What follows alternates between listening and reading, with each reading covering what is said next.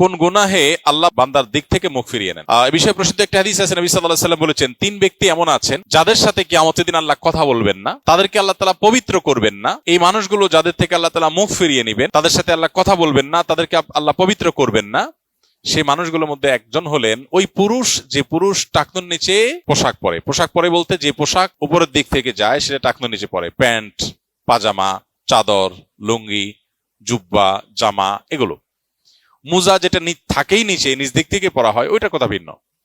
তো এই যে মুসবিল যে ব্যক্তি টাকনুর নিচে প্যান্ট, পাজামা, লুঙ্গি ইত্যাদি পরে, এই ব্যক্তি, তার সাথে আল্লাহ কিয়ামতের দিন কথাও বলবেন না এবং তার দিকে আল্লাহ তাকাবেনও না, তাকে আল্লাহ পবিত্রও করবেন না। এই 3টা ভয়াবহতা এই ব্যক্তির জন্য আছে, যে ব্যক্তি টাকনুর নিচে প্যান্ট, পাজামা, লুঙ্গি পরে। আমাদের দেশে অনেকে আছেন মসজিদে নামাজ পড়তে আসলে তখন প্যান্ট ভাঁজ করে। অনেক মসজিদে মুয়াজ্জিনরা মাইকে বলেনও যে টাকনুর নিচে যাদের প্যান্ট আছে প্যান্টগুলো উঠায় নেন। নামাজের জন্য এই কথা কেন বলবেন? এই সম্পর্কে একটা জয়ীফ হাদিস আছে যে মুসবিল ইজারে নামাজ কবুল হয় না। হাদিসটা সহিহ সূত্রে বর্ণিত না।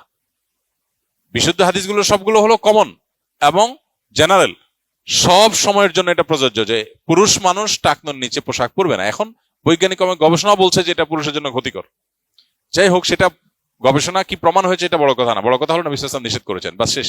অতএব এই ব্যক্তি, যে ব্যক্তি টাকনুর নিচে প্যান্ট, পাজামা, লুঙ্গি, জুব্বা ইত্যাদি পরে, এই ব্যক্তি থেকে আল্লাহ কিয়ামতের দিন মুখ ফিরিয়ে নেবেন। খুবই ভয়াবহ কথা। 2 নম্বর হলেন ওই ব্যক্তি, যে ব্যক্তি কাউকে দান করে খোঁটা দেয়, অথবা যাকে দান করেছেন তাকে নানান কথা দিয়ে কষ্ট দেয়।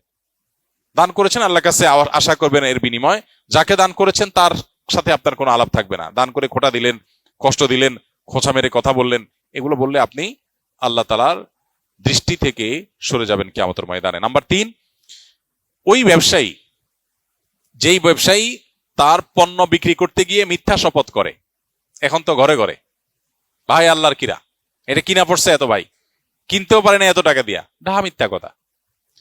তো এই ব্যবসায়ী যে তার পণ্য বিক্রি করার প্রয়োজনে মিথ্যা শপথ করে ক্রেতাদের সাথে, কাস্টমারের সাথে, তার দিকে আল্লাহ তাকাবেন না, তাকে পবিত্র করবেন না এবং কিয়ামতের দিন আল্লাহ রাব্বুল আলামিন তার সাথে কথাও বলবেন না। আল্লাহ আমাদেরকে এই সমস্ত বদগুণ, খারাপ গুণ থেকে, চরিত্র থেকে হেফাজত থাকার তৌফিক দান করুন।